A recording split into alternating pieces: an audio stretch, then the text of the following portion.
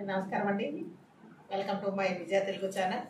ఈరోజు వినాయక చవితి అందరూ బాగా జరుపుకొని ఉంటారని ఆశిస్తున్నాను. అయితే ఈరోజు వినాయక చవితిని ఏకవింశతి పత్రాలతో జిల్లేడు, మారేడు, దత్తూర ఇలాంటి పత్రాలన్నింటితో పూజ చేసి ఏ సీజన్లో పండేటటువంటి ఆ పండ్లన్నీ కాయలన్నీ అన్నీ గణనాయకునికి సమర్పించి అందరూ పూజ చేసుకొని విఘ్ననాయకుని యొక్క ఆశీస్సులు పొంది ఉంటారని ఆశిస్తున్నాను. అయితే ఈరోజు మనం వినాయకుని పూజ జరిగిన రోజు భాద్రపద శుద్ధ సమితి ఈ రోజున అయితే అసలు గణనాయకుడు తన యొక్క పుట్టుక గురించి మనందరికీ తెలిసిన విషయమే. అయితే మరొకసారి మనం మన ఛానల్లో చెప్పుకుందాం.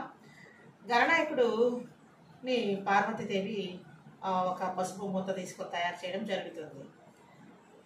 తను స్నానపానాదులు ముగించుకోవడానికి ఈ గణనాయకునికి ప్రాణం పోసి అక్కడ ద్వారపాలకులుగా ఉంచడం జరుగుతుంది.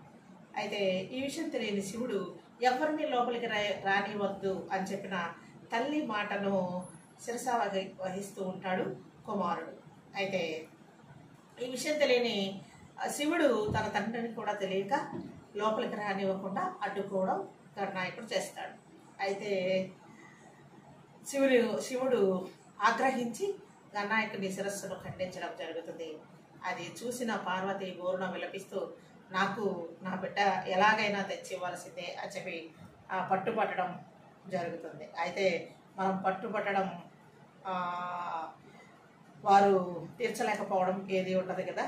అలాగే శివుడు కూడా తన భార్య యొక్క కోరికను తీర్చడానికి మందిని పంపించడం జరుగుతుంది. ఏ మనిషి కానీ జంతువు కానీ ఏదైనా సరే ఉత్తర దిక్కు తల పెట్టుకొని పడుకున్నటువంటి ఆ శిరస్సును ఖండించి తీసుకురమ్మని చెప్పడం జరుగుతుంది.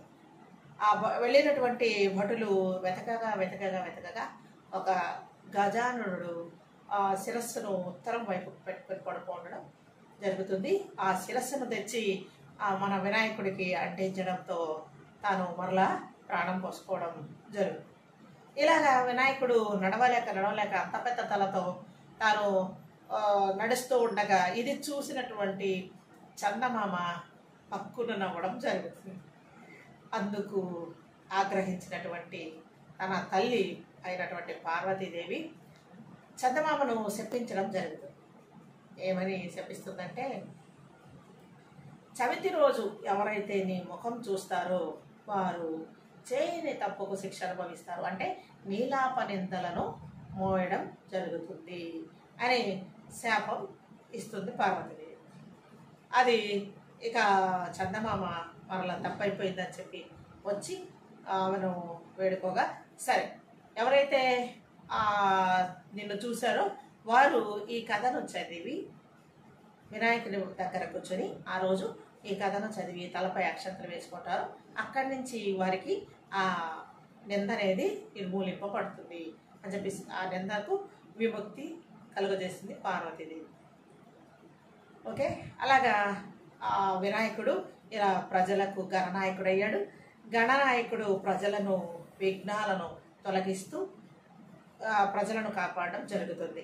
ఏ కార్యక్రమం మొదలుపెట్టినా ముందుగా మనం ఓం గణేశాయ నమః అంటూ గణేశునికి పూజ చేయడం జరుగుతుంది. శుక్లం వరదరం విష్ణు అంటూ గణేశునికి మొదటిగా మనం పూజ చేయడం జరుగుతుంది. ఎందుకంటే విఘ్నములు తొలగించేవాడు, విఘ్నములు అంటే ఆటంకాలను తొలగించేవాడే వినాయకుడు.